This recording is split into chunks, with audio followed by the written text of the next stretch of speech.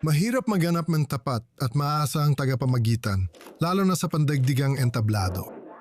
Nung nagpakita ng inisyatiba ang Pakistan noong Abril at nagsimula maghatid ng mensahe sa US at Iran, naging neutral at tinatanggap ito dahil sa matagal na ugnayan nito sa Washington at Tehran. Magaling ang Pakistan. Napakabuti nila.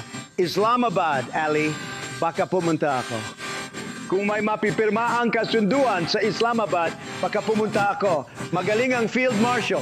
Talagang mahusay ang punong ministro sa Pakistan. Bagamat hindi laging maayos ang relasyon ng US at Pakistan, lalo itong gumanda sa ikalawang termino ni Trump. Noong Setyembre, inimbitahan sina General Asim Munir, hepe ng hukbo ng Pakistan, at punong ministro Shahbaz Sharif sa White House para sa tanghalian kasama si Trump. Unang beses na nag-host ang US President ng military leader na hindi head of state sa ganitong antas. Matagal nang maganda ang ugnayan ng Iran at Pakistan. Ang Iran pa nga ang unang kumilala sa kalayaan ng Pakistan na may pangalawang pinakamalaking Shia population sa mundo pagkatapos ng Iran. Dahil walang mga base militar ng US, naging maasahan at matatag na daan ng Pakistan sa pagpapalitan ng mensahe ng Tehran at Washington. Mahalaga ang papel ng Pakistan bilang tagapamagitan sa negosasyon ng Iran at Estados Unidos. Kailangang kumonsulta ng Iran sa kaibigang Pakistan para suriin ang pinakahuling sitwasyon. Ang mabilis na pagkilos ng Islamabad para sa tigil putukan at pag-host ng usapan ay nagbunga ng pansamantalang tigil putukan na nagpakita rito bilang mahalagang tagapamagitan sa critical na panahon. Talaga bang mapagkakatiwalaan ang Pakistan bilang tagapamagitan? Habang natiyak ang marupok na tigil putukan ng Tehran at Washington noong Abril, tahimik na pinayagan ng Pakistan ang mga eroplanong militar ng Iran sa Nurhan Air Base malapit sa Islamabad, posibleng protektado mula sa US airstrike ayon sa CBS News.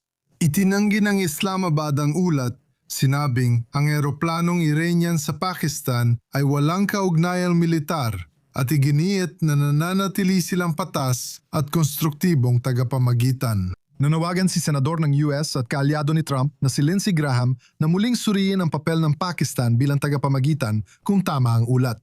Sabi niya, dahil sa ilang mananaunang pahayag ng mga opisyal ng depensa ng Pakistan laban sa Israel, hindi ako magugulat kung totoo ito.